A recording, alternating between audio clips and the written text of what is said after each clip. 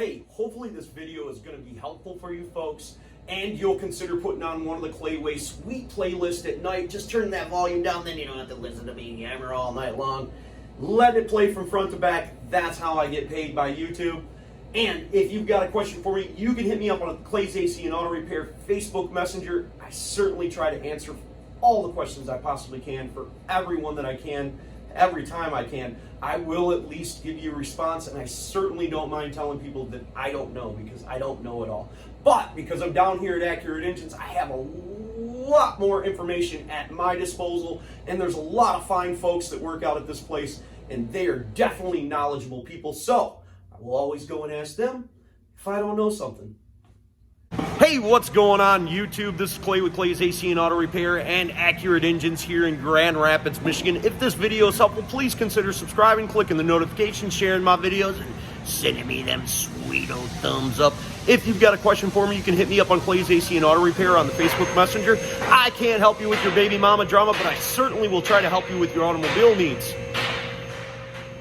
And remember, if anyone else can do it, you can do it too. That I promise you. So what we're going to do today is we've got a Ford Escape Mazda Tribute Mercury Mariner.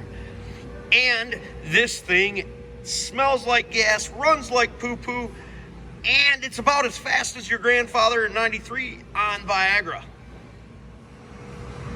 So if you've watched my channel for a while, you know that I absolutely love Ford Escapes. I think they're versatile, they're economical, they last a long while, and they don't generally have a ton of problems for what you have to pay for them.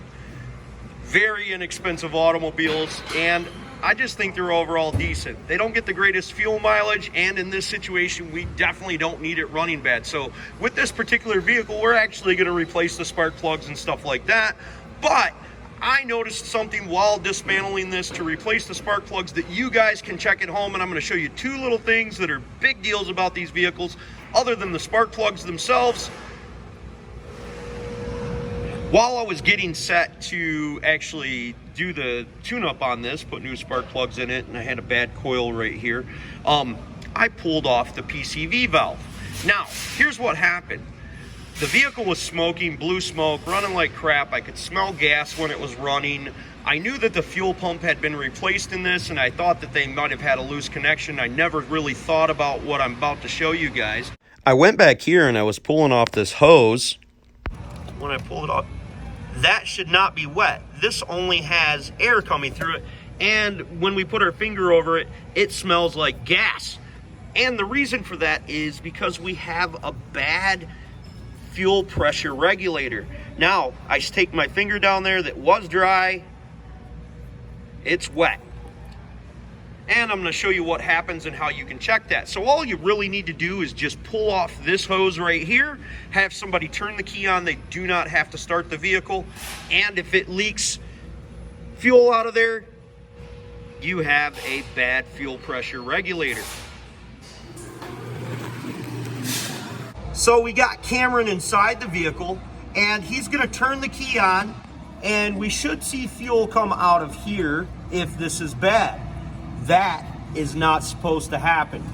That's sending that fuel up into your intake and allowing the engine to run too rich, which will cause you to have smoking, misfiring, foul out your spark plugs, all sorts of things will happen. So we definitely need to fix that and replace it. It simply comes off with these two bolts, and there's more than likely an O-ring underneath there. I'll remove it and show you folks. So the fuel pressure regulator is simply removed with two 8mm bolts. So once you get the bolts out of there, try turning it and wiggling it and pulling up on it at the same time. If that doesn't work, you can take a flathead screwdriver. We loosen the two 8mm bolts, and we should be able to pull the fuel pressure regulator right up by wiggling it just a little bit and rocking it back and forth to get it up off of its housing. Pull that up out of there.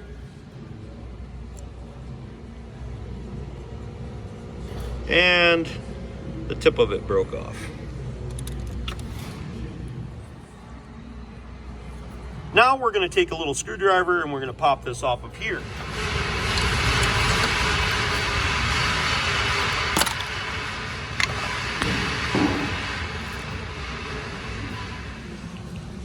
Okay, looking down inside this, we basically have a little diaphragm. When the engine creates vacuum, it lifts up on the diaphragm, which pulls on this little cord, which tells the little microcomputer inside there what to do with the fuel and how much fuel pressure is going into the engine, etc. What happened is that diaphragm got a slit in it, and it allowed that fuel to go inside that vacuum, hence sucking the extra fuel into the engine, causing us to have a big problem. I wanted to also point out before I forgot, one of the things that happens when you're running too much fuel is all that fuel travels past the spark plugs and goes down your exhaust manifolds. Well, the problem with that is that eventually that fuel is going to ignite inside that exhaust and blow out your catalytic converters. And on this particular vehicle, the catalytic converters are mounted right to the exhaust manifolds, so then that burns them up, and then you're spending hundreds of dollars. So when you have one of these and it starts to misfire, I highly recommend you get it taken care of as quick as possible. I'm not saying you can't drive them a little ways, but remember, you're gonna do quite a bit of damage to that engine and cost yourself a lot of money. This woman was actually told that her engine was no good. Something else that I want to point out to you folks is when you're replacing your spark plugs, no matter what kind of maker has made the vehicle, always ask for what came in it OEM. All this hoopla and all this crap about these E3s, Bosch Platinum Plus 4s, all that garbage, it's a waste of money. This spark plug lasted for 100,000 miles. The new spark plug, if it's the same as the original manufacturer, will last 100,000 miles, and you won't be second guessing your work. Years ago, I put in some Bosch Platinum Plus 4s. 10,000 miles later, I had a miss, but I thought, wow, there's no way they could possibly be the spark plugs because I just put brand new spark plugs in it. And of course, it was the spark plugs.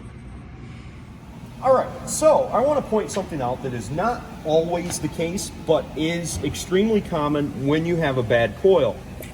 When you have a bad coil, the tip of the spark plug right here will be all rusty. And I'll show you on this one. In this situation, you see how rusty that thing is? That means that this coil was not firing. You should never have rust right here if your coil is firing properly.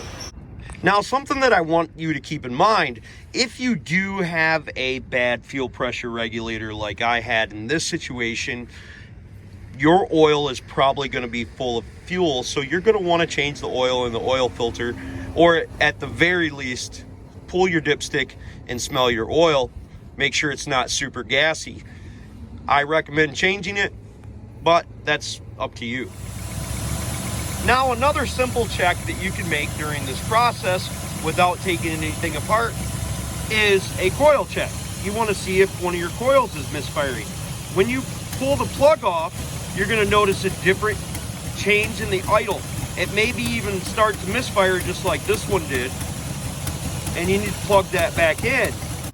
If it makes a change, the coil is good. If it doesn't, the coil is bad. When I did my tune-up, I moved my known good coils from the front to the rear and moved my unknown bad coil from the rear to the front so I could change them easily later. If you will, consider subscribing, clicking the notifications, sharing my videos, and sending me them sweet old thumbs up.